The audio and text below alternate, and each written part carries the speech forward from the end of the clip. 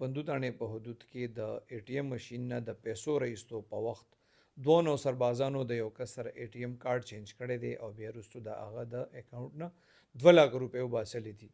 دې حوالې سره حمزه خان ولد بشیر خان دا د مسیزو اوسیدونکی دی، د رپورټ درج کړی دی. پندوتاڼې پولیس ته ویلي دي چې د ATM ماشین نه پیسې وباسلې دی. وایي چې څنګه زه وردننه شوم نو یو کس رالو بیا راپسې بل کس هم راننوتو.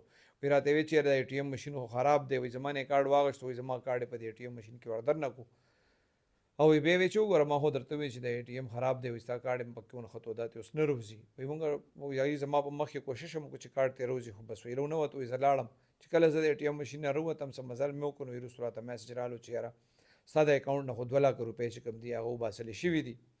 دی وی ما چې بیا مطلب سوچ وکړو نو دا دوه کسان چې کوم په ATM ماشین کې ما سره وایي دوی ما سره نو سربازي کړې ده او دغه زما کارډ بیا وباسلې دی. د دې CCTV ریکارډینګ هم شته. زه کوشش کوم چې څه نه څه تاسو سره شیر کړم، په هغې کې د دې کسانو چې کوم دی ویډیوز راغلي دي. خو لږ احتیاط کول پکار وي. تاسو که کله هم کم ATM ماشین ته لاړ شئ نو په هغې کې چې کوم هغه دروازه لګېدلي هغې کې لاک هم لګېدلي. اکثر چې هوښیار خلک وي نو ځان پسې دغه لاک کې چې څو پورې هغه خپل ټرانزیکشن نه پوره کړی نو دا لاک نه کولاوي او نه دننه څوک پرېږدي. اکثر خلکو نه دا غلطي وشي چې کله هغوی ټرانزیکشن کوي څه پیسې راوباسي نو څوک راننه وځي نو هغه د دې سره کله کارډ بدل کړي، کله ورسره نور سربازي وکړي. نو ډېر احتیاط